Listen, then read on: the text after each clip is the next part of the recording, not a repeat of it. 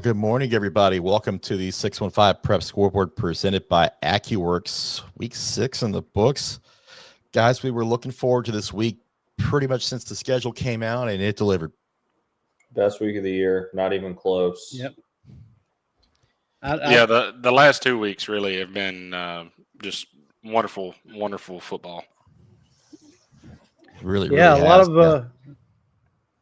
a lot of, surprising results, and whether it be what you would call technically upsets or what you would call just, head scratching scores. Mm-hmm. Yeah, and we have several to go over in this edition of the Scoreboard show, so I'm not going to really waste any time with it. Let's go ahead and start with that Thursday nighter. Providence Christian keeps playing good football. They're 4-2 now. They're 38-15 winners over Franklin County. And big win for them. I think Nate Adams had a pretty good night for the Lions. Just taking advantage of beating down a Franklin County team that's had a long season so far. Yeah, you were saying Nate Lamb, 150 yards passing on 19 of 27, 2 touchdowns. Good night for Joshua Meyer rushing, 95 yards, a couple scores. Providence just keeps doing what they do. First batch of highlights is coming right now. Our spotlight game was BGA and FRHO, and again, one of those that delivered. Yeah, BGA enters this one as the heavy favorite. Oh, actually, Chris, we got to rewind it. This is the end. Oh, yeah. There we go. BGA will actually get this one started off. Caden Marable to Jaden Cannon for the night's first touchdown. Nice decision here by Marable to roll back, find Cannon in the end zone. It'll be 1 of 2 on the night for him. He had a pretty good night. BGA, their offense just kind of clicking right now. Nice shove off there. Max Curry, just a reminder, his dad was a Mr. Olympia, so kid's strong as hell. BGA, this is Caden Marable, Jaden Cannon again. Number 2 on the night, BGA rolling there at 14-0 at this point. However, check out this play, man. Last year, FRA flipped the tide in the game with a toss back that led to a huge first down. Did the exact same thing right here. Mike Hassel with the big first down there gets FRA rolling. They're going to get into the red zone right here, and that's going to be Cam Glenn off the pass from Nimitz for the touchdown. Makes it a 7-point game. Little onside kick, special teams action here. Lucky bounce, man. Just goes right into the arms of FRA. Look at the crowd in the background. They're losing their minds. Quadair Fletcher, he's going to find the end zone for the first of his 2 on the night. Really, really nice touchdown there. He's kind of establishing himself as a back to know for the Panthers. And we got a tie ball game. This is a 14-0 game, and it's suddenly 14-14. Marable, he's going to look deep, and we all knew he'd make a play in this game. He made a couple. Amari Sanders with the pick. Nice body adjustment there to get turned around and find that pick. And he's going to take it quite a long ways. Gets FRA into great field position. Believe this is Amari laying a big hit on a kid too. Boom, blew him up. Oh, goodness gracious! And this was the game winner. Quadair Fletcher with about 17 seconds to go, he finds the end zone in last play of the game for BGA here. Deep pass attempt here. They go for the toss back. Gets quite a few yards. A little blindside block there, definitely not called, but that's the game. BGA loses to FRA 21-14, and the Panthers prove that, whatever results they had early in the year that were close don't matter. Friday night, they get the big dub over BGA. Yeah, the big thing that I take away from this is, we said that they had to play 4 quarters, and they still got off to a slow start and still found a way to get back in it and win. The resolve and the grit from this team was on full display. And, one of my keys to the game was they had to get pressure on Caden Marable. They did so. I believe they had 4, 5, 6 sacks in the game. Keelan Neal alone had 4, I think. Yeah, forced Caden into a couple bad decisions, which we've not seen him make this season up to this point. So, we were taking all kind of slack last night and alive about it, but it is what it is, and you went out and you earned your flowers for sure. Now, what impressed me was the 3rd and 4th down efficiency that FRA prevented for BGA. 0-6 on 3rd down, 0-2 on 4th. We said the Panthers had everything we said they had to do to win, they did. Get going through the air. 258 passing yards, check. Play solid defense, check. Held them to 14 points. Win the turnover battle, check. 2-0. I mean, that's the script right there. Yeah, I mean, for what it's worth, guys, when I bought all my headgear going into the year, I bought a Panther head specifically for this game because I was going to pick FRA, and just watching BGA the first couple weeks, didn't do that and should have trusted my gut there. FRA, I mean, we talk about how loaded that BGA team is. FRA is just as loaded. They've got so many guys looking at getting D1 offers. I mean, to me, I know Boyd's having a great year. These are the 2 top teams in D2AA, and they showed last night, and I really, really, really hope we get that state championship matchup. Well, FRA is 5-0 after the win. BGA drops to 4-1, and like you said, perhaps we get around 2 even in Chattanooga. I hope so. NBA falls to 4-1 after a 45-18 loss to Baylor. Big Red were unbeaten, but no more after the Red Raiders come home and take it to them. This was a lot closer than the final score indicate. It was a 31-13 game in the 4th quarter. Baylor, I believe, scored 2 touchdowns over the final 2 minutes. So NBA, another gutsy performance. Yeah, it was. We'll show this. Mike, they will be changed.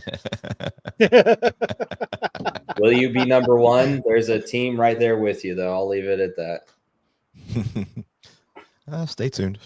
Yeah. All right.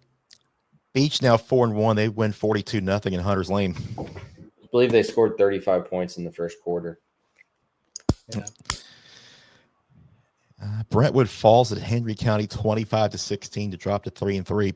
Admittedly, one of the more shocking results for me last night. Did not see this one coming. Henry County's kind of been down this year. New coaching staff there. But Brentwood just got to find some offensive consistency. It just hasn't been there the last couple weeks. Gavin Strang had a good night. He's 19-25 for 249. And Jones Merrill had 7 catches for 90 yards. But consistency, you're right, Joe.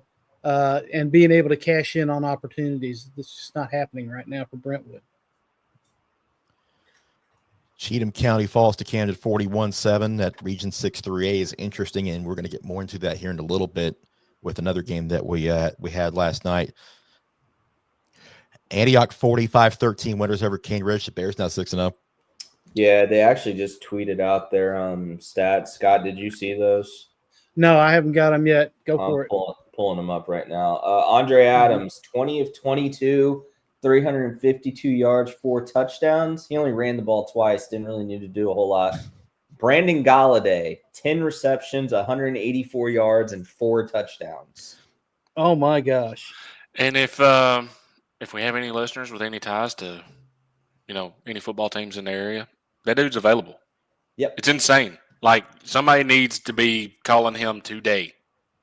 Yeah, gotta give Caleb Dawson credit too. 12 tackles, a tackle for loss. Kobe Belton, he had a really good night. 4 receptions, 54 yards, 7 tackles, a tackle for a loss, and a fumble recovery. Wow. Ashley on Instagram said we have something special over here. You do. And in 2 weeks, FRA Antioch. That's got game of the year potential written all over it. Mm-hmm. Mm-hmm. Yeah, 6-0 start for the Bears. Cane Ridge falls to 2-3 with that loss. This just a reminder.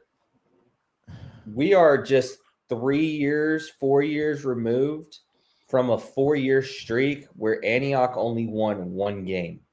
Mm-hmm. Right. Yep. It's crazy. Yeah. Yep. Cannon County falls 30-21 at Clay County. The Lions now 3-3 with that loss. Yeah, kind of shocked by that one. Clay County really improving though throughout the season. Yep. Well, Nolan Adams for Clay County is a very, very talented young man, and Canyon County's story continues. They're able to score some points, but they're not able to get enough stops in a couple games. Yeah. CPA took Ravenwood to the wire and then some. They go to overtime, but the Raptors escape 28-21. Yeah, I believe Yeah. CPA led for a lot of this game, and then Ravenwood got back in it. And CPA, again, another team. Record doesn't tell the whole story. It really a kind of a interesting series of events. Ravenwood had a chance to win this with a field goal. Actually, did kick the field goal and make it at the end of regulation, but an offsides penalty pushed them back, and then another offsides penalty pushed them out of field goal, pretty much out of field goal range. They missed the field goal. Ravenwood gets the CPA wins the toss. Ravenwood gets the ball. Two Femi Babalola runs. Culminate with a 2-yard run to put the score up. And then CPA, I believe there was a roughing the holder on the extra point, which put them back at the 25 to try to make their – so they get down to the 5 and then just can't punch it in. Gotcha. But big night for Maverick Chance. He 16 carries, 114 yards, a touchdown, 3 of 7 passing. But the big one, Sam Rohan, 13 tackles and 2 sacks. Jeez. Ravenwood still among the ranks of the unbeaten. They're 6-0 following that win in the extra session. Joe Burns falls to Christian Community School 23-21. Red Devils now 3-3. I don't have any words for this one. Wow. Yeah. That's not what I saw coming at all. Yeah. Riverdale 41-7 over Columbia. The Warriors now 4-2. Well, that was Gavin Hampton had 4 touchdown passes in that game. Corbin Reynolds couple of touchdown catches in that one. So, Riverdale just trying to get back right. Good Pasture keeps on rolling, 42-7 over Columbia Academy. The Cougars 5-1.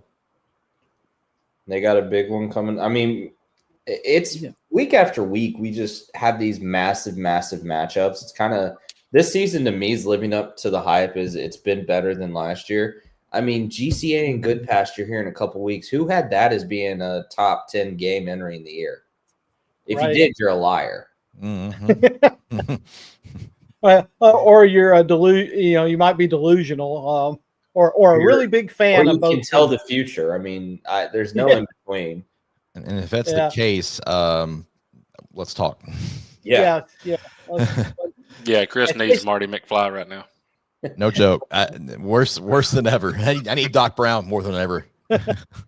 Chase Angel, good game there. 12 of 17 for 216 and 4 touchdowns. And Slim Lavelle, he just keeps scoring now. 5 catches for 96 yards and 2 touchdowns. This Good Pasture team, I have to. I know we covered it on Wednesday, but they are definitely a surprise team this year. Speaking of teams that can't stop scoring, Watertown 37-0 winners over Community. Yeah, 4 in a row. Another big region game for them. They've got themselves in a good spot to host a playoff game here and maybe potentially win the region with a big matchup versus Sequatchie County on the horizon. I think they clinched a playoff spot last night, at least the 4th spot last night. I believe so. Yeah. Garrett Davis, couple of touchdowns passing and 1 rushing. Carmelo Davis, 3 TDs, 1 receiving and 2 rushing, or 2 receiving and 1 rushing. The Fighting Isaacs are just continuing to roll. Is anybody on our staff having a better start to the football season than Isaac? Vandy, Watertown. I mean, he's on a tear right now. Enjoy it, young man. Yeah. While Smyrna gets back to 500. They're 40-7 winners over Coffee County. Yeah, the Bulldogs found quite a bit of offense last night and haven't had to say that a lot this year. They've had some struggles at times, but Smyrna looked good. Yeah, we keep bringing up this name, Sakori Weathers, for Smyrna, a receiver and defensive back who's making plays on both sides of the ball. Last night he had 2 catches for 92 yards on the score. Zeke Key for Smyrna, 7 of 10, 143, and 2 touchdowns. Spring Hill knocks off Creekwood 42-34 in that region contest. Yeah, you talk about a tough season. Creekwood's 1-5, and I believe 4 of their 5 losses are single score games. It's crazy. Yeah, just had a really good night out of Ben Singleton. All for naught, but 167 yards passing, 2 touchdowns. He also had a rushing touchdown. And Xavier Knight, 28 carries, 153 and 2 for Creekwood in the loss. We talked about Grace Christian a couple moments ago. They're 6-0 after a double overtime win over Davidson Academy. Yeah, their defense is for real. I think that's the biggest takeaway that I have. This game was 10-10 at the end of regulation. Defense is the real deal, and offense was good enough last night. So, super excited to see what the Lions can do here in the next couple weeks. GCA said, "You guys aren't respecting us. We'll make you respect us." I mean, this is a Davidson Academy team whose only losses were to 2 really good teams, National Christian and FRA, and GCA went blow for blow with them. I mean, you got to tip your hat to them. We're not used to seeing this out of GCA, admittedly. No. So to see them 6-0, it's good. I mean, I'm all about it. Wait a minute now. I know at least 2 people picked GCA to win this game, and I was one of them. You did. So I don't want to hear disrespect. We said that this team, we expected this to be an aerial battle, and it was 437 yards of passing. And we knew it was going to be a close matchup, and it was. Went to 2 overtimes. So, there's no disrespect going on, to my knowledge. Everybody here knew this game was going to be, a tough game, and Knox Lambert has been doing really, really well. Mm-hmm. He was 218 of 29 for 208, 2 touchdowns. He gets the Warren DeGraff connection for the win. Grace Christian's for real. Mm-hmm. Yep. Dixon County falls to 4-2 with a big loss at Kirkwood, 49-14. Kind of thought this might happen because Kirkwood was going to come into this game angry after what happened last week, and they let some frustrations out on a Dixon County team that's not bad. They're pretty good this year. I think that's Kirkwood's first ever win against Dixon County. It is. There was extra motivation there as well. Eagleville falls 37-7 at Richland. The Eagles now 3-3 and 1-1 in region play. Yeah, we just didn't respect Richland enough, apparently, because goodness. Once again, one of us did. Did you? Yeah. We had a couple told you shows this week. Yeah. Admittedly, it was a small school matchup, so I just didn't care. you went with the one in our. I know you went with the one in our coverage area. That's 100. Yeah, literally. So I moved to 5 games up on Joe, and I'm pretty sure all 5 games are small class games. They are. I'm pretty sure.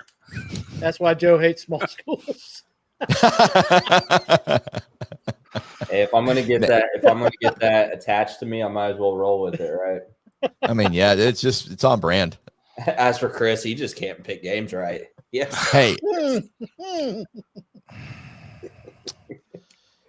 Yeah, I got something for y'all Wednesday night. Just be ready for it. But we also have a great sponsor in Accuworks that we need to talk about. Accuworks is a full-service property damage restoration company that offers around-the-clock emergency service 24 hours a day, 365 days a year for the past 20 years in Middle Tennessee.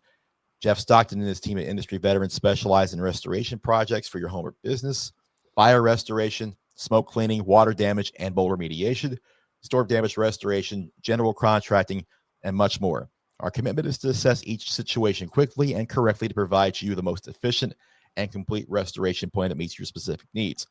Accuworks performs emergency service and restoration for property owners across Middle Tennessee. With locations in Nashville and near you, Our professional staff are minutes away from helping with your property damage emergency. Quality work, professionalism, and integrity have been the backbone of our company since 2006. Call us now at 615-292-2009 or toll free at 888-779-2228 or visit our website at Accuworks.com. From Connor Thank you. Cornett on Instagram, reigning champion out there behind the new intern is questionable, Chris. Connor, you're fired.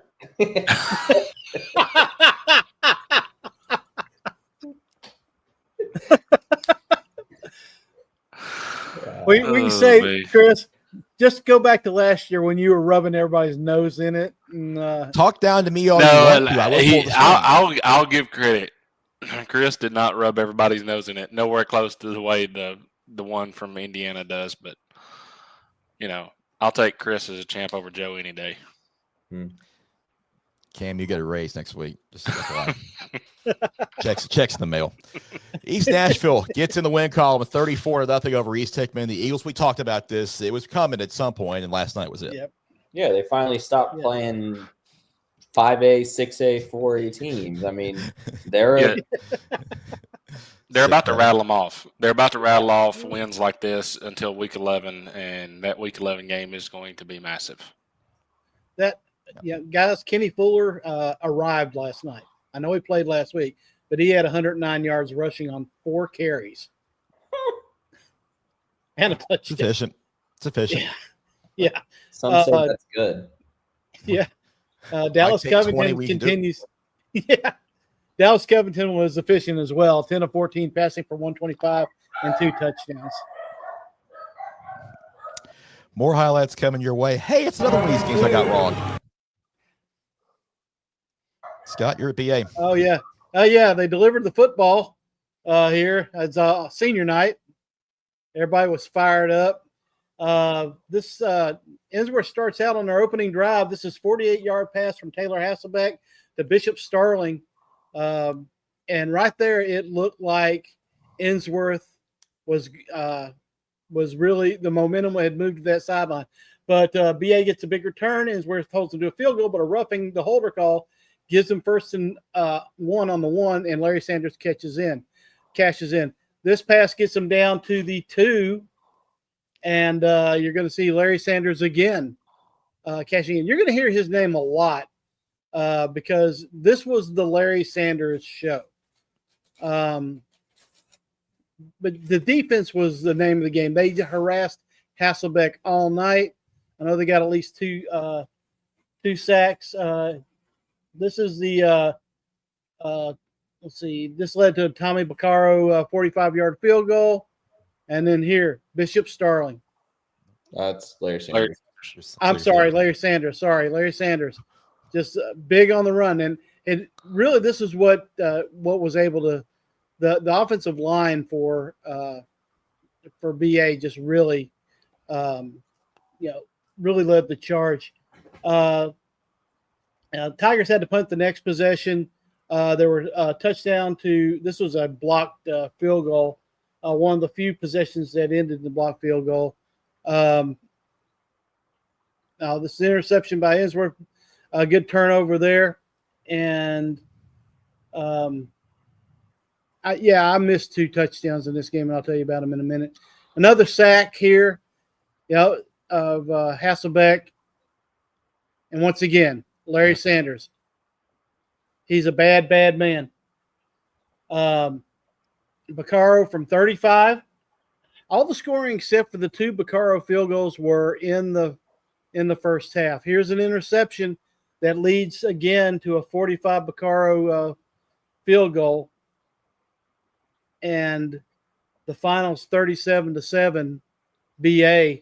What I had missed was one was a stupid thing on my part where I turned the camera off instead of on. I missed the Keyshawn Bowman 8-yard catch, and then the other one was they got a fumble recovery. By the time I made it down on the other end, Larry Sanders was in the end zone with a screen pass. So,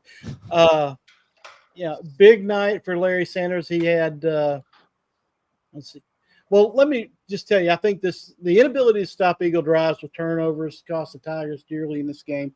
Here's how the drive chart led in the first half for Brentwood Academy. Touchdown, touchdown, field goal, touchdown, touchdown. That was the first half drives. Here's how the Ensworth drive chart ended in the first half. Touchdown, punt, fumble, end of half. Larry Sanders was the difference. So go ahead. Not just Larry Sanders. We kind of pinpointed that matchup as being a pivotal one. I didn't see E.J. Gibson anywhere in that highlight. No, they managed to bottle up the Ensworth running game. Larry Sanders, 23 for 185 and 2, had that one catch for 33 yards in the score. Roman Jennings was everywhere. 10.5 tackles. They harassed Hasselbeck all night long. Cruz Jenkins, 13 of 20, 165 and 2. Ensworth only entered the red zone one time. That's how. And I was able to see another highlight. Kevin Simon was kind of all over the place. Kevin Simon Jr. I guess you have to clarify there. Yeah. BA needs to be the next pipeline to Knoxville. Mm-hmm. That was a statement win for them last night. Yeah, I mean, we said going into it, we were waiting on that statement win for a Paul Wade BA team. That's it right there. There is a clear pecking order in D2 AAA right now. It's Baylor, BA, McCauley, or Ensworth, McCauley. Probably flip those two. Whatever. BA and Baylor are the top two, and it really, really, really sucks that game got rained out or stormed out, whatever it was. Yeah. Because man, that would have been BA's back. They had the down year a couple years ago. They're back. I mean, if you're into superstition, switching sidelines and going over to the other sidelines worked out pretty good for BA. Mm-hmm. They used to be on the side with the crowd over there. They're not anymore. So probably a good move there for BA. It's worked out. They're 5-0. I was not aware of that. Yep. Huh. Paul Wade worked his magic a little bit. Who knows? It's almost like Paul Wade's one of the best coaches in the state and has been for a long time. I don't know. Hey, it was a masterful game plan, and they executed it flawlessly. He's the man. Yep. Let's continue with the highlights. I made it up to Pleasant View last night for a big Region 6 3A battle between Sycamore and Fairview. Scoreless through the first, but it gets wild from here. Fairview's Gage Proctor with the interception here, and he looks like he's going to go for a pick six, and then a Sycamore player comes off the sideline and tackles him. They awarded the touchdown of the play. Fairview missed the 2-point conversion. It's 6-0 Fairview. Landon Hindman, great touchdown catch there. Cody Scal finds him in the end zone on 4th down. Sycamore leads at 7-6 here. But Fairview, immediate answer on this next play. Bryson Harrison, I'm halfway in the middle of it. 80-yard touchdown as the Yellow Jackets get it back 14-7 after the 2-point conversion. But we're going to kind of see a theme here. This one was a back-and-forth battle all night. Sycamore pretty much goes right back down the field. And this Hyman, again, what a catch along the sideline. Got Sycamore kind of in scoring position. Lost his helmet, but not the ball. Mark of a great receiver right there. And it sets up Hicks Hunter on 4th and goal from the 1. And they actually fake the PAT, get the 2-point conversion to lead 15-14 in halftime. Third quarter, Fairview driving, Jax McCoy throws, but it's offline, and Hicks Hunter with a pick six coming here. 95 yards that he's going to take this back to the house. A coast-to-coast pick six. Sycamore had a bad snap on the PAT, so it was 21-14 here early in the third quarter. But Fairview, again, not going away. Julius Carter is going to do the honors here, coming right towards you. 18 yards for the touchdown. He also had the 2-point conversion. I think we call it an octopus. Getting the touchdown and 2-point conversion. 22-21 Yellow Jackets there in the third quarter. Should have cut this a little bit better. I apologize for that. But you're going to see Hicks Hunter here go across the field against the Fairview defense to put the War Eagles back in scoring position. Ooh. Yeah, absolutely great run by Hunter. Right near the end of the third quarter. Let's see. Dominic Gutierrez, 25-yard field goal there, puts Sycamore up 24-22. but then Kentrell Harrison just pounding his way into the end zone, 8-yard touchdown run. He too got an octopus, had the 2-point conversion. Fairview leads 30-24 with 9.5 to play in the fourth. Gage Proctor, his second pick of the night in the corner of the end zone, picking off Scalf again to keep Fairview in front, but they couldn't do anything with it. Sycamore got the ball back with about 3.5 minutes to go, getting into field position again. Hicks Hunter puts him in range. Kind of got hurt at the play before this, but he's okay enough to throw to Landon Hyman. The halfback pass connects with 1:16 to go. Sycamore gets the 31-30 lead and then recovers a fumble on the receiving kickoff, and they end up winning 31-30. Just a fantastic ball game and a great win for Sycamore homecoming. What a win. Yeah. We talked about Watertown being hot and in a good spot in that region. Sycamore 3-0 in the region, and I'd say most people probably had Fairview pinpointed in that region. So huge win for the War Eagles. Yep. Yeah, Hicks Hunter had a great night. 2 touchdowns and a pick. Yep. I mean, it's good for him, man. Yeah. Hunter. Good target to have. Nice said Hunter had that offense. Two rushing touchdowns, a pick 6, and a touchdown pass. Pretty good. Yeah. Did he mow the grass? All he needed to do was return a kick or punt for a 6, and he didn't mow it. The black grass was pretty long. Mm-hmm. Yeah. No. They have to put that on his list. Unfortunate situation with the kid coming off the sideline. You never want to see that. Glad it really didn't play a major factor in the game, I guess. Yeah, it was early enough that, the right call was made to give them the touchdown. Yeah, that was the right call by the refs, for sure. So was the kid, was it basically reward them the touchdown and the unsportsmanlike conduct, or how yes, did they? Yes, that is exactly how it was. They rewarded the TD and then assessed an unsportsmanlike conduct on the kickoff. Gotcha. Yeah, I believe that he has been suspended for the next game at Camden, which is a region game for them. So could be a big loss because he's I think he's very supposed to be a pretty important cog to their defense. Yep. And no, Justin, I was not at the concession stand. I was deathly ill last night. I was anywhere but at the concession stand. But a huge win for Sycamore there. That puts them at 3-0 in the region. They're in first place right now, and they're right there in position to win it. Mm-hmm. Yeah. Kind of be shocked if they didn't. Not to jinx them, but JP2 gets the Bishop's Cup back. They win 38-7 over Father Ryan. Just dominate. Father Ryan just don't know what's going on there. No, Zay Batten had a pretty good night for JP2. Yeah, he definitely did. 14 of 20 for 265, 3 touchdowns. Sam Bowers caught 8 passes for 236 yards and 4 of them. Jesus.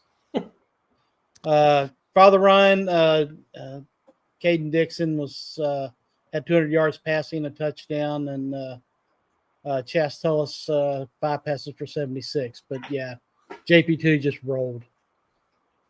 Yeah, JP2 gets back to 500 at 3-3 with that win. Independence now 2-1 in their region play, 21-7 over Franklin. Yeah, this is a big win for the Eagles as far as trying to make the postseason. So that Franklin offense just continues to struggle. They've been able to play pretty decent on the defense side of the ball in most games, just can't find enough offense. Yeah, solid night for that big quarterback that Independence has, Matthew Horner, 150 yards, 53 yards passing, 2 touchdowns, both to Hendricks Hardy. Pick against Friendship Christian at your own peril. Commanders win 28-13 to Diesel Harding. Yeah, their defense really showed out. I believe they held Terrace Smith only 43 yards rushing, and the Eagles as a whole to 25 yards rushing. Ryder Walcott with a big night. It's what we said, that their offensive line, their running game would be tough to stop. Ryder Walcott, 30 carries, 163, 3 touchdowns. No Jackson Strout, no problem for Gallatin. They went 35-25 at Station Camp. Yeah, they have the luxury of having Sean Barksdale there, and they can throw him at quarterback, and you're going to have one of the most dynamic players on the field taking snaps for you. So big win for them. Station Camp kind of on a little bit of backslide right now. I believe 3 straight losses. They got to figure it out. But Gallatin, unfortunate what happened to Jackson. I'm glad his surgery went well. Great kid.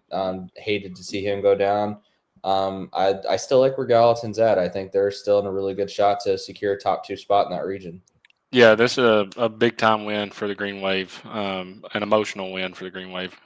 Sean Barksdale, I believe, had over 200 yards rushing, had 3 or 4 carries over 40 yards in this game. So big play potential is definitely there with him. And I believe Malachi Harper also added $150 or so. So huge night on the ground for the Green Wave. Yeah, Harper had 26 for 177 and two scores. And, we said it, earlier that Malachi Harper is a very big part of this offense. But yeah, you're right. Exactly right, Chris. Or Joe, whichever one of you, you're both right. That having Keyshawn Barksdale as your number 2 or number 3 option, or as an option, is a big, big deal. So yeah, in the loss, Colton Overby, 73 yards passing with 2 touchdowns, 23 carries for 103 yards and a touchdown. Eric Ginter, 7 catches for 117 and a touchdown for Station Camp. Yeah, that Gallatin-Lebanon game is looming very, very large for region seating here, as Gallatin is through the majority of their region. Yep. Gordonsville keeps on rolling. They're 6-0 after a 48-7 win at Jackson County. Just total domination for the Tigers, start to finish, 14-0 at the end of the first quarter. This Gordonsville team, we've known the defense has been there all year. The offense is starting to show up, and that is a very, very, very dangerous thing for everybody else, not only in Region 4 2A, but in 2A in general. Oh, here's a stat line for you. Cameron Stat, 2 catches, 155 yards and 2 touchdowns. 81 yards and 77 yards. And Jay Foster with 11-16 with 2 touchdowns. I think Cam, you're exactly right. Gordonsville's found their offense, and they're going to be a very, very dangerous team in that region. Green Hill gets it done on the road at Cookeville, 35-20. Hawks now 4-2. Wasn't an easy win, though, from what I saw. It seems like it was a really close game. They just kind of pulled away late. Cannon Burrows had a good night, 14-20, 163, 2 passing, another one on the ground. Zach Cartwright, 20 carries, 198 and a score. I couldn't hit his first name, so Joe, you can help me. Hawks, 6 for 60 and 1. The Cavaliers just couldn't stop the Hawk rushing offense. They had 240 yards of rushing in this game. That was the difference. Big thanks to Christian Capozzi for hitting me with the stats right before the show. He's the man. Yeah, he is. Yep. Absolutely. Thanks, Christian, for the help there on that one. Liberty Creek wins 28-0 over Greenbrier to improve to 2-4 and get their region opening win. That's the key right there, the region opening win. Big win for Liberty Creek. They've had a couple tough losses early in the season. This Liberty Creek team is a little bit better than that record shows. Portland knocks off Hendersonville 17-7. Not the offensive showcase Portland wanted, but hey, you got another win. That's what matters. And it's important to note in this one, I think he played in this one, but Keelan Dalton's still not 100% here. Yeah. East Robertson 6-0, 43-0 over Hickman County in their region opener. I think this game was over in the first quarter, I believe. East Robertson jumped out early. The Indians are hot right now, man. Week 11 can't get here soon enough, and I say that as somebody that wants the season to go on as long as possible, but I want that East Robertson East Nashville game now. Yeah, that's a collision course. As I think both teams do as well. Yep. Huge night for Case and Young. 13-16 for 201, 4 passing touchdowns, 4 carries for 66 yards, 1 rushing touchdown on the night. Cade Brooks, 3 catches, 98 yards, and 2 touchdowns. Zay Groves, 4 for 60 and 2. Kaysen's right there in the Mr. Football race. I know Jaden Pete out at Milan's having a great year, but Kaysen is right there. Yep. Lebanon stays unbeaten, but it was an easy 7-0 over Hillsboro. I thought this was a typo. I didn't know games could go 7-0 anymore. Yeah. We knew the Lebanon defense was tough, but they gave up 122 yards on 16 carries to Dante Perry in this game. But I don't have anything on Lebanon, but this was not the performance we thought we would see. And this would be a great opportunity to let everybody know, players, coaches, fans, parents, if you want your kids mentioned potentially on the show or in Player of the Week, Stars of the Week, we need the stats. 615preps@gmail.com. It's that simple. Dylan Hawks for Green Hill. Thanks again, Christian, and thanks for watching. Yep. Lipscomb Academy goes out of state, but comes back with a loss, 65-33 to Missouri's Christian Brothers. Yeah, Cam Blivens had another really good night, though, in the loss. 4 catches for 131. A couple of touchdowns. J.C. White, 21-34 for 317 and 3 touchdowns passing in that game. One of the teams that was unbeaten is unbeaten no more. Macon County falls at White County 26-14. Yeah, it's very similar to the regular season game last year. They just, I'm just going to say how it is. Nothing could go right. I believe they 4 first-half turnovers in this one. Yeah. I want to put it out there because I like to make myself look good and Cam and Chris not look good. When someone asked about this game on Wednesday, Cam and Chris said, "Oh, this is going to be a double-digit game." And you said nothing because you know nothing about this game. Yeah, because I just knew that White County was pretty dang good this year. So I didn't know what to think of this one. And I'm pretty sure White County is not undefeated. I believe they have 1 loss. Pretty sure you're wrong. Maybe, I don't know. We'll double check that. Tigers showed they're human in this one, giving They're up 17 5-1. straight points. Yeah, right. Before climbing back into it. They had a chance late, but they couldn't get the ball back. Spartans iced it with a TD on the last play of the game. I mean, so this was 20-14 until the last play of the game. But really the story besides the turnovers is they couldn't stop Cole Sims on the ground. 152 yards rushing. Matt Wheely had a good night for Macon County. 17 carries for 120 in a score, but this was a game that I don't know whether White County had circled after last year's playoff loss or not, but they took it back. Yeah, this is a game though that we've seen just last year, type of game that Kyle Shoulders can use to propel this team, and everything that they want still in front of them could potentially work their way into a 3-way tie in this region. That wouldn't surprise me at all if Upperman was to knock off White County and then Macon County knock off Upperman again. Yep. Rossview shuts out McGavock 39-0. The Raiders now 1-5. Yeah, good win for Rossview. Back-to-back wins after they started the year struggling, and McGavock's got to figure it out. I mean, they got Springfield here in a couple weeks, and that's going to be a highly motivated team. Middle Tennessee Christian 28-21 winners of Providence Academy. They're playing a lot of close games, but they're finding ways to win in them. So, I mean, really good for the Cougars. Kind of the opposite story of last year. Ali Bangira is having himself his season yet again. Going to be saying his name a lot over the next couple of years. Yeah, the Cougars win despite losing out on just about every statistical category except the turnover battle. But you're right, Ali Bangura, 211 yards, 3 touchdowns. He had an interception. Eric Bowling with 11 tackles, a sack, an interception, 2 forced fumbles for the Cougars. DCA cruises 59-0 over Mount Juliet Christian. The Wildcats now 4-2. Yeah, and Carson Sneed, season's over with. He announced that this week. But the rushing game for DCA has picked up the slack and then some. Yeah. Blake Holton, quarterback, 5-9, passing for 150 and 3 touchdowns in this game. A quick moment to talk about Accuworks. When disaster strikes your home or office, you need the experts at Accuworks to get you back on your feet fast. Jeff Stockton and his team, industry veterans, are experienced in the restoration of your home or place of work due to water or storm damage, fire and smoke damage, or mold contamination. Accuworks performs emergency service and restoration for property owners across Middle Tennessee. With locations in Nashville and across Middle Tennessee, your professional staff are minutes away from helping with your property damage emergency.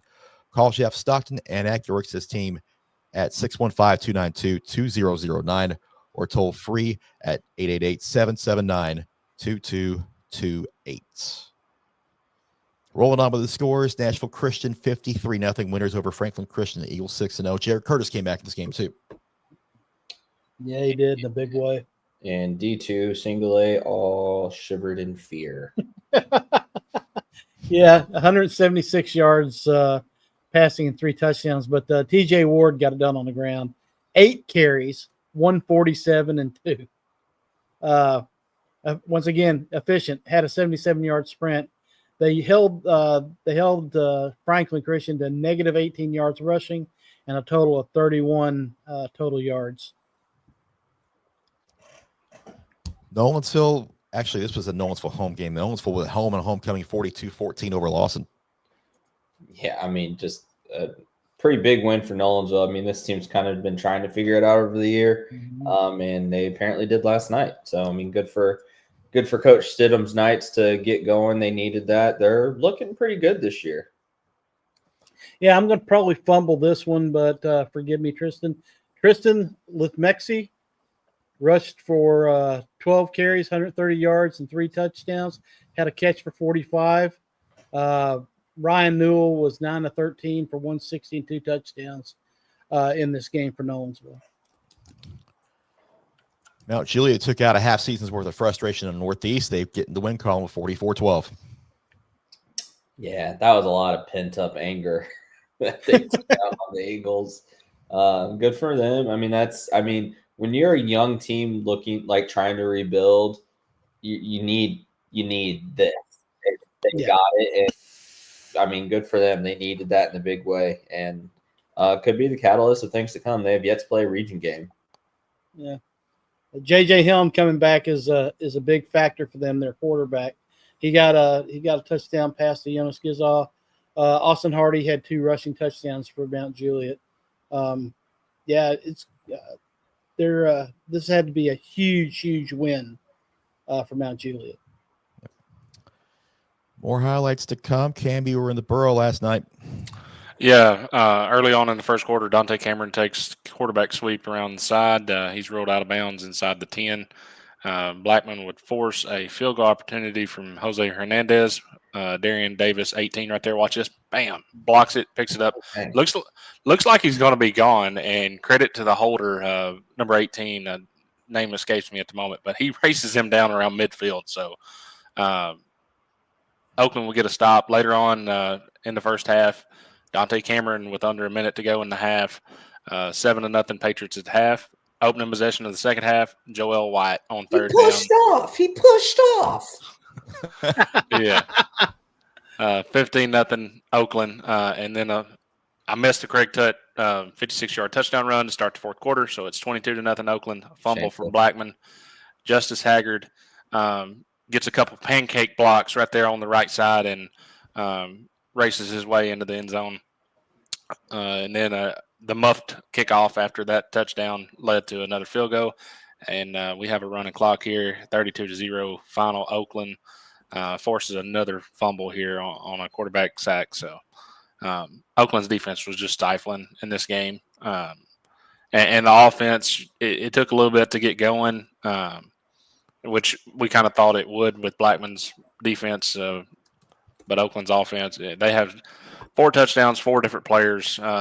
We talk about this may be the deepest team that he's had. This might be the best team that he's had. And I know everybody in Murfreesboro is tired of hearing about Oakland and tired of hearing about this. And they hold on every play. And, you know, there's offensive pass interference and all this stuff. Listen, the holdings, the offensive pass interference, that stuff is 50-50 any given Friday.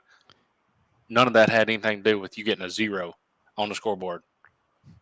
You know, at the end of the day, you got to score to win the game, and they didn't. So anybody that's associated with Blackman that is making excuses here, there is none. It's that simple. Yeah, they held Blackman to 87 yards total offense, 51 rushing, 36 pass, forced 4 Blackman fumbles. Cullen Williams had 7 tackles, a sack, a tackle for loss, 1 forced fumble, and 1 fumble recovery. I mean, this Oakland defense, to me, the defense is the star of this team. I mean, you're talking about a team that has 4 shutouts this year and has only allowed 20 points, and 14 of those came in the opener against CPA. Well, 14 of those came to a wide receiver that's going to Alabama. Yep. It's that simple. Yeah, that's a good point. Yeah. I mean, there's not a whole lot you can say about Oakland that hasn't been said. Yeah. They're just good. They're good, and they're not going away anytime soon. No. Most of the pieces on that defense are underclassmen, which is scary. That's a scary. Got everybody That's a scary thought. Delay asking them to move up and forgetting that they can't. Yeah. Become a private school. It'll be this. I think they would compete in D2 AAA just fine. They're the second best. They're right there with Baylor as the top 2 teams in the state for me. That would be a game. That would be a game I'd love to see. Page goes to Centennial and goes ham, basically 52-17. Patriots 5-0. James Pierre, 128 yards and 3 touchdowns. Isaac Odie adds 124 of his own and another touchdown. Page rushes for 293 yards. They let the offensive line do their talking this week. A lot of penalties for them in this one. They had 13 for 129 yards, but Cameron Cruz also had 3 rushing touchdowns. So they just said, hey, we're going to run it down your throat. You try and stop us, and they couldn't. Yeah, Page's offense just continues to explode every week. But one thing the last couple of weeks that we've seen, Page's defense is getting better, which is very, very, very dangerous. Page and Rainwood would be very. Yes, it would. Centennial led this game 10-7 after the first quarter. Page scored 24 in the second quarter. Yeah. Never looked back after that. The best way to keep Centennial, which is a powerful offense, best way to keep them out of the end zone, run the ball. Mm-hmm. And Page is one of those teams that can do absolutely that. All right, last batch of highlights, Joe, and Springfield and Pearl Cone. Yeah, Central Region Championship on the line here. Marion Starnes gets Pearl Cone going here first, punches his way into the end zone. Pearl's up 7-0. But we're going to go back and forth for a little bit. Kason Woodson here calls his own number, streaks down the sideline. Little hezzy right there. Ends up getting in the end zone. Springfield will actually go for 2 after a penalty. They get it, 8-7. Landon left. He was the star of the night. Really nice touchdown right here. This is a guy we're going to be talking about for a long time. He gets called for taunting right there. It is what it is. A safety makes it 14-10. Jaden Hurst right here punches it in late in the second half. Makes it 18-14 at the half. Springfield 2 for 2 on 2-point conversions. LJ Funk with a beautiful ball here to Steven Salter. And then Springfield right in away, they get an answer. Jermaine Cobbins takes a little jet outside for a touchdown. This was the ball. This play right here was the game, guys, because 4 minutes to go. Springfield punts it, yells, Peter, Peter, Peter. Landon left, doesn't. He picks up the ball, takes it into the house, puts Pearl up. Amarian Starnes, he's going to score right here and make it 35-24. 35-26, sorry. Bryce Baldwin, he'll score right here to make it a 2-point game. Onside kick, Pearl recovers. They go 3 and out, they give Springfield the ball back with 20 seconds to go, but Springfield can't do much with it, and Pearl gets their first big win of the year, 35-33, and they're in the driver's seat to win this region now. Kind of hate that this game was week 6 instead of week 11, admittedly. Yeah. Yeah, and unfortunately for the Yellow Jackets, they've been in several close games here to this point, and the inconsistencies on the defense side of the ball caught up to them. Yeah, to me, I mean, LJ Funk had a really great night, but Landon Left was just incredible. Whenever he and Amarian got to the edges, they always found room.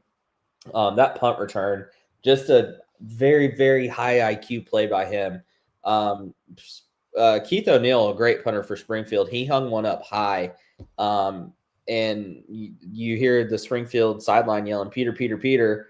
Landon's just standing there. And you see kind of the Springfield players disperse a little bit. He picks it up and he's gone. You're not catching him when he gets to the open field. So he had a great. I mean, this was just a great ball game. This was everything I kind of hoped it would be.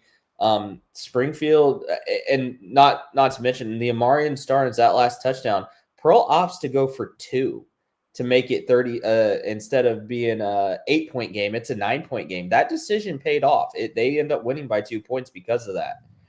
Had they only kicked the field goal, Springfield immediately scored right after that on that Baldwin touchdown. It could have been 34-34 the way Springfield was running the ball up front near the goal line. But really good win for Pearl Cone. I gave my apology to them in person. Landon Left in particular, he was the star of the night. But if you're Springfield, you take this loss on the chin and you just go forward. Big game next week against Liberty Creek and then Glencliff. And I'm not worried about this Springfield team at all. The playoff situation did get a little murky with them just because of all the traveling they'll probably have to do, but still a really good team. These are the 2 best teams in the region and 2 teams that can make a run to state. Yeah, Starnes had a really good night. Yeah, you were saying 138, couple touchdowns. Yeah. But yeah, Landon Left. That 1-2 punch is just ridiculous. It's deadly. Their offensive line played well too. That was a big question I had. They kept LJ up all night. He did not get sacked once. It was a great game. I mean, as simple as that. I hope these 2 teams find a way and play each other in the semis. Yep. I was about to say, hopefully we get a rematch. I'm all about it. Red Bowling Springs falls to 0-6. They drop a 42-6 decision at Sale Creek. Sale Creek's 5-0. That's a bit shocking. Did not see that coming. I think it's worth noting. I know they're not in our area. Sale Creek's head coach Jason Fitzgerald took Meigs County to like 4 state championship games. So building something there. That explains some stuff. Summit falls to 1-5. A close loss at home to Shelbyville, 24-17. Showing signs of improvement here. This is not a bad Shelbyville team. Summit just not quite there yet. Yeah, Michael Crutcher had 7 catches for 150 yards, 2 touchdowns. Davis Smith, 12 of 23. I'm sorry, for 202, and both of those touchdowns to Crutcher in the Summit loss. Rockville at home knocks off Siegel 21-14. Important for playoff positioning. Yeah, Siegel had a chance to tie this late. They don't end up coming up with it. Rockville led throughout this game, but the new coaching staff at Rockville's got the Rockets in a really, really good position right now. Yeah, and they figured out some things on defense. Early on in the season, their defense was kind of their question mark. They have a 32-31 loss to Station Camp on there. And I believe their one region loss was to Smyrna, I believe. So, this Murfreesboro, the back half of this Murfreesboro region, that 3 and 4, well, really the 4 seed, it's going to be a wild ride over the next few weeks. Yeah, Jonathan Hamby had a good night, 15-24 passing for 185 and 3 touchdowns, all to R.C. Chia, who caught 8 passes for 121, and all 3 of those touchdowns. They also had an interception return. Brandon Albea ran for a touchdown and caught a touchdown pass for Siegel in this loss. Yeah, it's going to come down to tiebreakers, like Eric said. Smith County improves to 3-3. They beat Charleston County 22-8. Oof. Is what it is. I have nothing on this game, Cam. Do you? Too many big plays. I know Gage Gibbs with the big, like a 40, 50-yard touchdown reception at the end of the first quarter, I believe, to give Smith County the lead, and then a scoop and score right before halftime. Put Smith County up 14-8 at half, and Smith County pretty much played keep away in the second half. One thing that was kind of odd, Noah Harper, we've seen him the last couple of weeks for Trousdale County kind of show out, had over 200 all-purpose yards last week. Did not have a touch in the first half in this game, so don't know what's up with that. Yeah, just it is what it is. Smith County team that we've mentioned before, they could be 5-1 right now. They have two really, really tough losses, and a Trousdale County team that's still trying to find a way to win. I think if I ever went to this place that doesn't exist, I might get beat up. Yeah, we should mention Tennessee State's band did play there. Cam, you mentioned that, and really, a lot of people really like that. So, yeah, that was a really, really cool thing. They had a pep rally for them at the school and everything. So, really cool event to honor the Tobacco Bowl. And Joe, if you ever go to Trousdale County, you may personally find out what the Creek Bank's about. Maybe actually, I was going to say he may get dipped in the Creek Bank. I'd like to see him try. Oh, you don't want that. We've driven by there before. He just doesn't want to remember it. I just think I was asleep. No, you were talking too much for that. Maybe if we do something big in April, maybe we'll go there. Who's to say? Who's to say? Harper, the 21-8 winner over Stewart's County. The Indians now 2-1 in region play in that region with Fairview and Sycamore and Camden. A little bit messy at the top of 6-3A right now. They'll sort that out a little later this year. Stewart's Creek 35-0 winners at Laverne. The Redhawks snap a 3-game slide and get to 3-3. Yeah, Laverne's still rebuilding. It is what it is. They'll be better in the coming years. This is just a new coaching staff with a new team. It's just hard, especially in that county, to rebuild. But Kingston McQueen had a good game, 114 yards, 3 touchdowns for Stewart's Creek. Upperman 41-6 over to DeKalb County. The Tigers now 2-4 and 0-2 in region play. Bees took out some frustrations after last week on DeKalb County. They're going to do that to any team they played this week after what happened against Beach. Yeah. One of those unbeatens had quite a scare last night. Whites Creek 34-28 winners over Westmoreland in double overtime. But they just win. That's the thing. It doesn't matter. I mean, yeah, they got tested. They got tested the last 2 weeks. They win. They just find ways to win. That's not been a staple of Whites Creek football for a while now. And the last year, obviously, they had their struggles winning the first 2 and losing the rest. This year, they're just winning. Yeah, and what's scary is they're young doing this. Consistency is what the coach preached at Metro Media Days. And this is the game. This is the type of game that they lost last year. They have won 2 in a row now in this type of fashion as far as having to overcome adversity. This Whites Creek team is a dangerous team there in Region 5 3A. Yeah. White House shuts out Glencliff 37-0. The Blue Devils get their second win of the year. White House Heritage Scorigami maybe 11-8 over Maplewood. Can't figure out offensive consistency for the Patriots. Yeah, something's going on with that Heritage offense. 2 weeks ago, a 15-12 win over White House. Last week, a 17-14 loss to Watertown. 11-8 win over Maplewood. Good performance by Maplewood, but something is going on with Heritage. Yeah, Xavier Murray was 10-21 for 92 yards and touchdown. That would have been a first quarter stat last year.